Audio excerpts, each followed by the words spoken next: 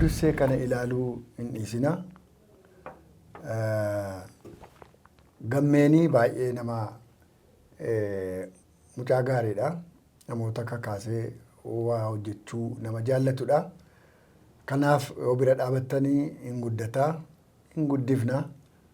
Kanaaf deebii baay'ee immoo arganna. Wal gorfannaa, wal barsiifannaa, wal gaafannaa, walii deebifnaa. Yoo dadhabne immoo beekaatti gaafanna. Sababii ta'eef yuutuubii budduksee kana budduksaa isinis. Sabiskiraayibii godhaadhaan. Budduksaa. Buddusee sabiskiraayibii gochuun dagatina. Gatii isin itti baaftan hin jiru. Kiliikii tokko duwwaadha jechuudha. Isee kiliik gootanii maatii buddusee taatu inni immoo buddusee isinii kennaa jechuudha. Isee waan akka kililchitee nama waamtu immoo biraa qabdi. Miti iseetti yoo bu'an immoo hin waamtiin. Dhufteetti buddusteen. Buddusee sabiskiraayib laayik godha. Wanni itti aanu immoo buddusee yeroo garaagaraa nama garaagaraa fidee seenaawwan gaarii irraa akka buddusuuf atis jabaadhu.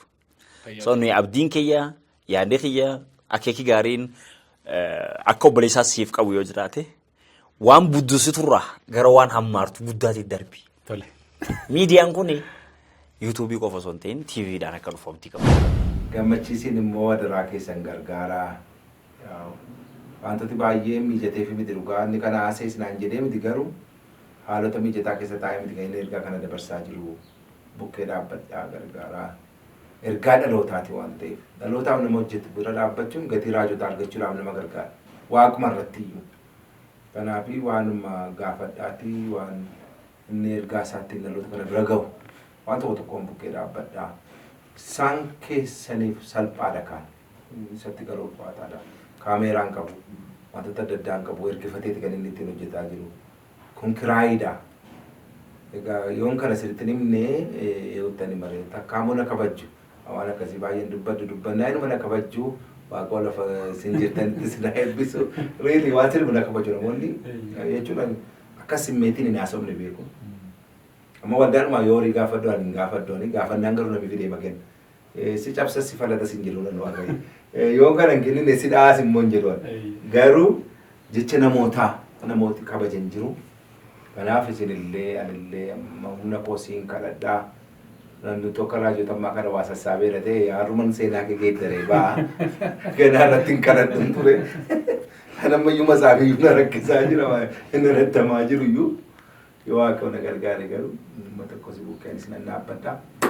Jabaadhuu abdiin kutatanii. Dhugaa dubbachuudhaa fi gammachiis uummataadhaa nama addaati. TV Mo'aarra yeroo hojjetaa ture Maarsel TV irra hojjetaa ture.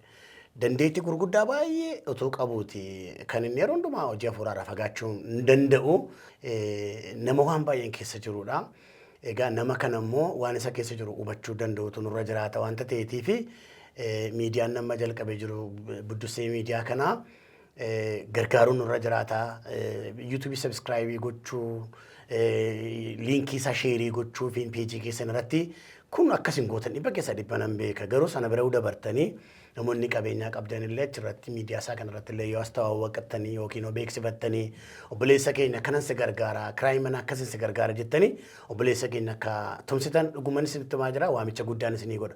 Warra viidiyoo hojjetan kana warra jikkas akkasii hojjetan kana akkuma taraa tokkotti ilaalamuun qabu waldaa kiristaanaa keessatti illee kabaja kennamuufii qaba. Kan argatu Buddusee tuubiin akka guddatu shakkiin qabaatina. Dhugaan isinitti himaa akka guddatu shakkiin qabaatina. Afaan garaagaraatiin biyya garaagaraatti miidiyaa ta'e hin tamsa'a. Yoo kun hin ta'u ta'ee gurbattii raajii sobduu danaan jira. Waaqayyo si eebbisu. Qulqullina isaa eeguutti nama. Dhugaa injiraan amma hin qabaannetti. Xurii amma hin qabaannetti. Cidii amma hin qabaannetti.